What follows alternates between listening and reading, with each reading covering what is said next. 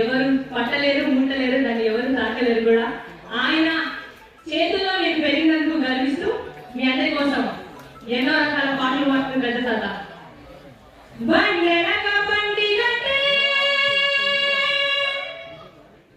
ఒకసారి గట్టిగా ఓవరచ్చన్న, ఏం కాదు, మన పాట గంటల పాట, గంటల పాట ఇది.